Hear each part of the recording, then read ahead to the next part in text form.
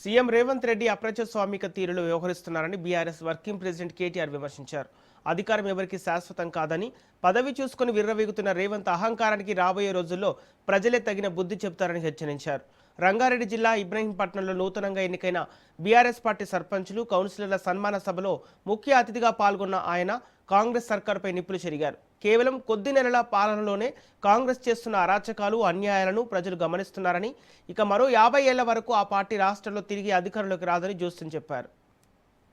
పాలన ఏదైతే ఇవాళ 2.5 సంవత్సరాలుగా సాగుతున్నదో ఈ పాలనను అంతమొందించాలంటే తప్పకుండా కొత్త తరం నాయకత్వం రావాల్సిన అవసరం ఉన్నది.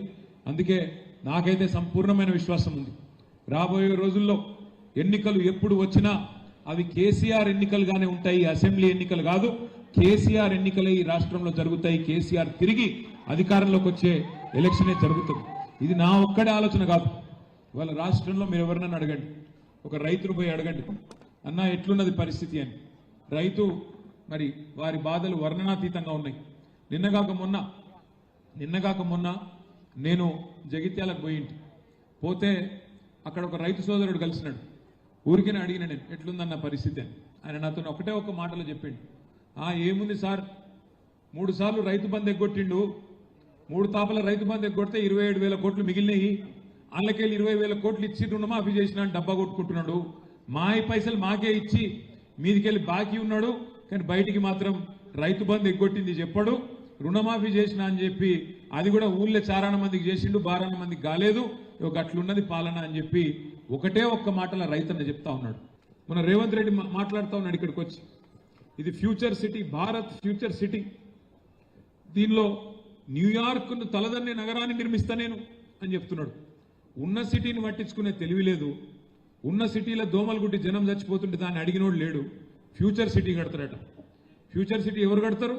ఫ్యూచరే లేని నాయకుడు, ఆయనకు ఫ్యూచర్ లేదుగా. మళ్ళా తప్పిదారి ఆ పార్టీ ఇంకో 50 ఏళ్ళు ఇక్కడ ములకొత్తనేయకుండా చేసిపోతున్నాడు రేవంత్ రెడ్డి. కాంగ్రెస్ పార్టీని బొందబెట్టిపోతాడు. అట్లాంటి నాయకుడట ఫ్యూచర్ సిటీ కడతాడట. ఉన్న 14,000 ఎకరాలకు వాపసిస్తా అన్నాడు. ఇవాళ ఇంకొక 16,000 ఎకరాలు మీ దగ్గరికి వెళ్ళి తీసుకుంటా అంటున్నాడు. మొత్తం 30,000 ఎకరాల్లో ఏదో చేస్తా అని చెప్పి గ్రాఫిక్స్ తోని, AI తోని బొమ్మలు చూపెట్టి టైంపాస్ చేసుకుంటూ గడిపేస్తా ఉన్నాడు. 2.5 ఏళ్ళైంది. భూములు ఇస్తాంటివి ఇప్పటి వరకు సమాధానం లేదు. కోర్టులోనేమో ఫార్మాసిటీ ఉన్నదా లేదా అంటే కోర్టులోనేమో ఉన్నదని చెప్తాడు. బయటికి వచ్చేమో వాడెవడో జూ పార్కు పెడితే జూ పార్కు లాంటి మీ ఇబ్రహీంపట్నంలో ఇస్తారట. ఎవడన్నా మెడకాయ మీద తలకాయ ఉన్నాడు. ఇబ్రహీంపట్నంలో ఎంత ఉంటుందా ఎకరం? 2-3 కోట్లు ఉంటుందా? అంటే ఇదివరకు మనం ఉన్నప్పుడు బాగుండే, ఇప్పుడు డౌన్ అయింది అనుకో రియల్ ఎస్టేటు. వాస్తవమేనా? రేవంత్ రెడ్డి ఎప్పుడు చెప్పుకుంటుంటాడు, నేను నల్లమలకి వెళ్ళి వచ్చినా, ఆ నల్లమలని మిస్ అవుతున్నట్టున్నాడు. అందుకే ఇక్కడ ఒక జూ పార్క్ పెట్టి అప్పుడప్పుడు వచ్చి జంతువులను చూసిపోతా, క్రూర మృగాలను చూసిపోతా అన్నట్టు ఇక్కడ 3,000 ఎకరాలు మీ ఫ్యూచర్ సిటీలో ఇస్తాడంట. ఇదేనా ఒక ప్రభుత్వాన్ని నడిపే పద్ధతి? కోహెడలో 178 ఎకరాలు ఆనాడు పండ్ల మార్కెట్ పెట్టేందుకు కేసీఆర్ గారి నాయకత్వంలో భూమిని కేటాయించడమే కాదు, 50 కోట్ల నిధులు కూడా అడ్వాన్స్గా ఇచ్చినాం. ఇస్తే ఇవాళ ఇక్కడ కోహెడలు ఉండదట మార్కెట్. ఏడుకోవాలి? రాచకొండ గుట్టలలో రామోజీ ఫిలిం సిటీ అవతలకు అన్నట్టు, గుట్టల పైన ఎక్కడో కట్టుకో అన్నట్టు. ఎవడన్నా నిజంగా మిడకాయ మీద తలకాయ మీద ఆలోచన చేస్తాడా? ఇట్లా ఎవరు పోతారు పండ్ల మార్కెట్కు? వ్యాపారులు, చిన్న వ్యాపారులు పోతారు. వాళ్ళు గుట్టలలో పోయి దందా చేసుకునే పరిస్థితి ఉంటుందా?